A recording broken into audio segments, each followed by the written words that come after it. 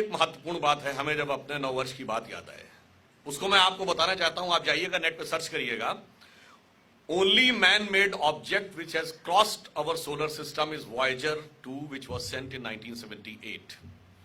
उसमें extra terrestrial civilisations के लिए एक संदेश डिजाइन किया गया है, जिसमें बहुत सारी आवाजें हैं, बहुत सारे चित्र हैं, बहुत सारे डिपिक्शंस हैं। और जिस साइंटिस्ट, जिस कॉस्मोलॉजिस्ट ने उस संदेश को डिजाइन किया था, उनका नाम था कार्ल सगन।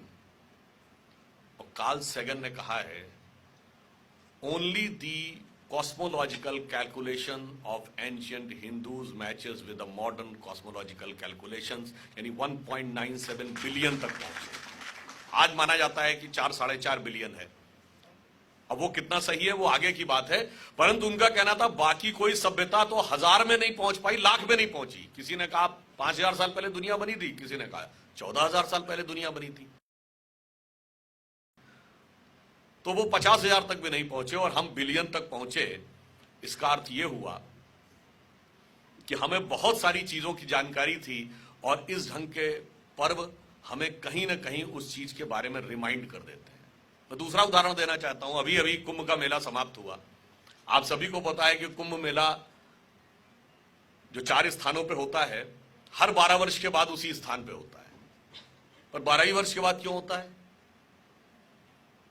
क्योंकि यह बृहस्पति ग्रह की रोटेशन पीरियड से कनेक्टेड है। हर 12 साल के बाद बृहस्पति उसी बिंदु पर आता है। जैसे प्रयाग में कुंभ का मेला तब होता है जब बृहस्पति वृष राशि पे होता है, अर्ध कुंभ तब होता है जब वृश्चिक राशि पे होता है, उज्जैन में तब होता है जब बृहस्पति सिंह राशि पे होता है। इसीलिए आप ध्यान करिए, उज्जैन को सिंहस्थ भी कहते हैं। अक्सर आप लोगों ने पढ़ा होगा पर ध्यान नहीं दिया होगा इसको सिंहस्थ क्यों कहते हैं, क्योंकि उस समय गुरु महाराज सिंह राशि पे होते हैं। इसका अर्थ क्या हुआ? जुपिटर का रोटेशन पीरियड 12 साल है, ये हमें 1000 साल पहले से पता था। और आपको कब पता चला? 150 साल पहले। उसके बावजूद हम अवैज्ञानिक हैं और बाकी लोग वैज्ञानिक हैं, ये रैशनलिस्ट थिंकर्स ने हमको बताया है। दूसरा उदाहरण देता हूं। उससे पहले एक पर्व पड़ा था हमारा मकर संक्रांति, सूर्य के दक्षिणायन से उत्तरायण जाने का पर्व। अब ये दक्षिणायन से उत्तरायण क्या होता है? Moving from southern hemisphere to northern hemisphere. वो ऐसे होता है जैसे ये अर्थ है, ये अपनी एक्सिस पर रोटेट कर रही है। अगर ये स्ट्रेट होती तो सूर्य की किरणें सीधे इक्वेटर के आसपास कंटिन्यूअस पड़ती और वो इलाका रेगिस्तान बन जाता बिकॉज ऑफ एक्सेसिव हीट। और नॉर्थ और साउथ पोल बर्फीले रेगिस्तान बन जाते, तो न मौसम बदलता न जीवन होता। पर फैक्ट ये है कि अर्थ स्ट्रेट ना होकर 23.5 डिग्री पे टिल्टेड है, तो half of the time southern hemisphere पे रहता है, half of the time northern hemisphere पे रहता है, तो मौसम भी बदलता है और जीवन भी चलता है। मकर संक्रांति हम कब से मना रहे हैं? वैदिक काल से।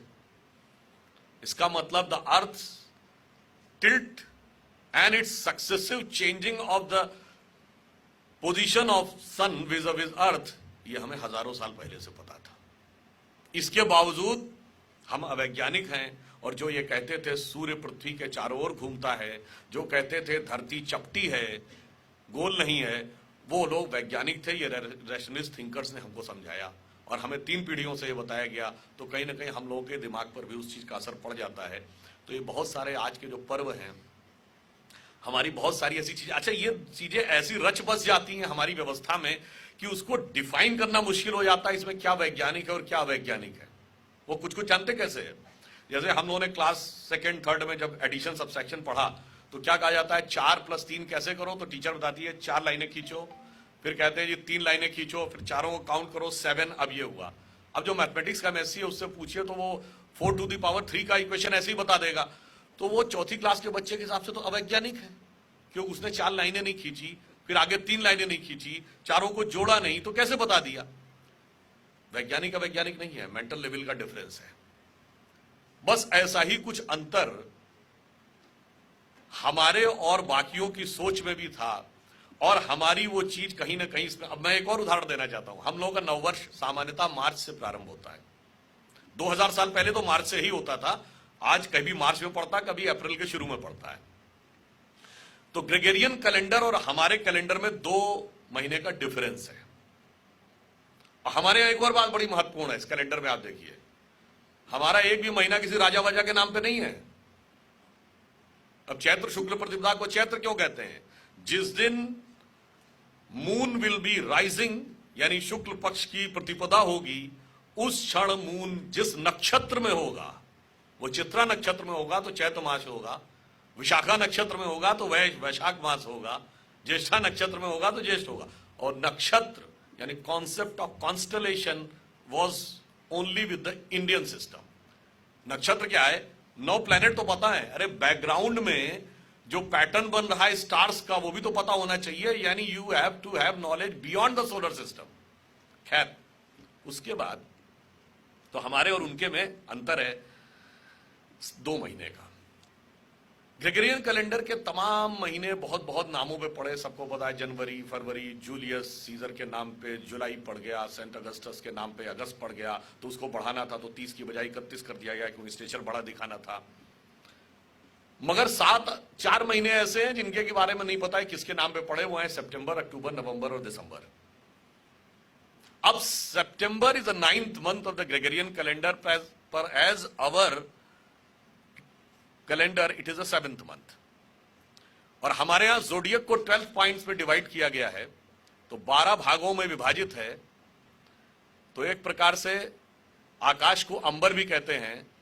तो जब सूर्य अंबर के 7वें हिस्से में है तो वो सप्त अंबर है, जब 8वें हिस्से में है तो वो अष्ट अंबर है, जब 9वें हिस्से में है तो वो नवम अंबर है, जब 10वें हिस्से में है तो वो दशम अंबर है।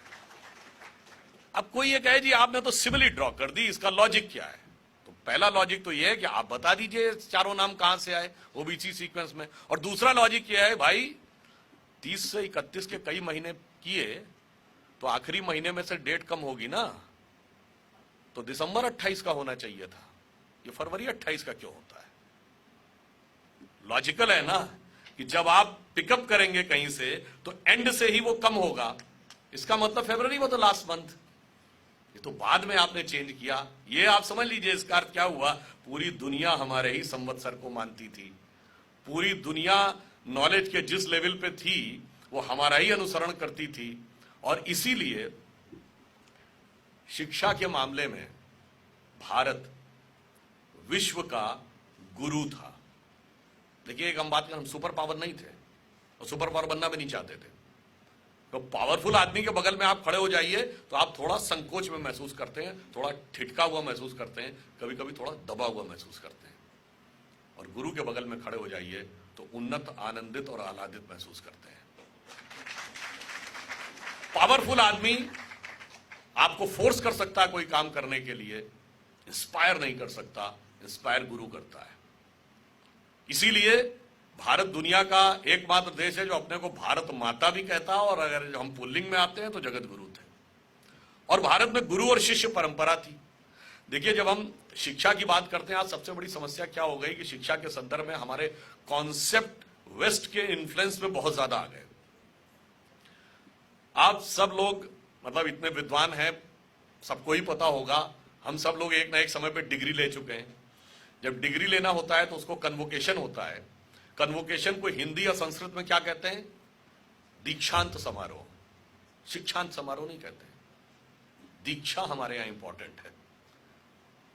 हमारे यहां यह कहा जाता है किस गुरु से दीक्षा ली, शिक्षा ली नहीं। शिक्षा लेने के लिए तो गुरु की आवश्यकता ही नहीं। किताबें अवेलेबल है मार्केट में, आजकल इंटरनेट पे ज्ञान अवेलेबल है। जैसे मैं इंजीनियरिंग का विद्यार्थी रहा, मुझे थोड़ी रुचि हो गई इतिहास के बारे में, इतिहास की किताबें पढ़ लीजिए। आपको अर्थशास्त्र के बारे में रुचि हो जाए, एक 20-25 किताबें, 30-40 किताबें एक साल में पढ़ डालिए, 2 साल में आप 2 साल बाद अर्थशास्त्र के बड़े अच्छे विद्वान हो जाएंगे। शिक्षा के लिए गुरु की आवश्यकता नहीं, दीक्षा के लिए गुरु की आवश्यकता है। और हमारे यहां गुरु और शिष्य में शिक्षा का कॉन्सेप्ट भी बिल्कुल डिफरेंट है। गुरु शब्द की व्याख्या आप में से ज्यादातर लोगों को पता होगी, निश्चित रूप से सभी को पता है। गु शब्द का अर्थ होता है अंधकार, और रू का अर्थ होता है उसको निवारण करना, जो संस्कृत में है गु शब्दस्तु अंधकार स्यात्, रू शब्दस्तन निवर्तिका, अंधकार निवर्तित्वात् गुरु नित्य विधीयते। इसका काम अंधकार का निवारण करना हो। परंतु शिष्य की परिभाषा आप में तो हो सकता कुछ लोगों को पता हो, और मुझे लगता कुछ लोगों को ना भी पता हो। What is the origin of this word शिष्य? आजकल एक और बात भी हो गई, हमारे बच्चे बहुत अंग्रेजी पढ़ने लगे हैं, विदेशी भाषाएं पढ़ने लगे हैं, तो वो जो मूल फंडामेंटल कॉन्सेप्ट से अलग होने लगे हैं। एक्चुअली में हिंदी या संस्कृत में एक शब्द होता है शेष, रेजिडुअल, कितना शेष बचा। शिष्य इज द एडजेक्टिव ऑफ शेष। वेस्ट का कॉन्सेप्ट ये कहता है शिक्षा देनी है तो हमें नॉलेज इंपार्ट करनी है, certain subject, certain things, certain concept उसके दिमाग में हमें इंट्रोड्यूस करने हैं बुद्धि के स्तर पे। हमारी शिक्षा कहती है इंट्रोड्यूस नहीं करने, कोई चीज देनी नहीं है, उसका स्वरूप जो है वो तो हमेशा से ज्ञान का ही है, क्योंकि हमारे यहां हर व्यक्ति को माना गया है अहम ब्रह्मास्मि, वो ब्रह्म का स्वरूप है। केवल माया का आवरण उसके ऊपर आके सेटल हो गया है, उसे हटाना है, और जो जो हटता जाएगा नॉलेज उभर के सामने आती चली जाएगी। इसलिए जब आपने माया को हटाया या अज्ञान का उसके ऊपर से सेटलमेंट हटाया, जो शेष बचा वो शिष्य था। और हम सब ने वो श्लोक भी सुना है, शायद उसके अर्थ पे कभी ध्यान नहीं दिया। गुरु और शिष्य के लिए क्या श्लोक बोला जाता है? गुरु शिष्य से कहता है ओम पूर्णमिदं पूर्णमदः पूर्णात् पूर्णमुदच्यते पूर्णस्य पूर्णमादाय पूर्णमेवावशिष्यते। इसका अर्थ क्या हुआ? पूर्णमिदं, यह पूर्ण है, पूर्णमदः, मैं पूर्ण हूं, पूर्णात् पूर्णमुदच्यते, पूर्ण में से पूर्ण ही निकलता है। इन्फिनिटी में से आप इन्फिनिटी को टेक आउट करिए, इन्फिनिटी बचता है, तो मैंने पूर्ण में से पूर्ण निकाला, और अब जो शेष बचा वो भी पूर्ण था, यानी उसका पूर्ण स्वरूप सामने आ गया। You have taken infinity out of the infinity, but the residual will always be infinity. तो गुरु और शिष्य परंपरा का ये अर्थ था, ये नॉलेज का एक अलग लेवल था। इसलिए हमारे यहां नॉलेज के दो पार्ट्स है, विद्या और अविद्या। वेस्ट में ऐसा डिवीजन ही नहीं था, इसलिए वो कंफ्यूज कर गए। विद्या क्या है और अविद्या क्या है?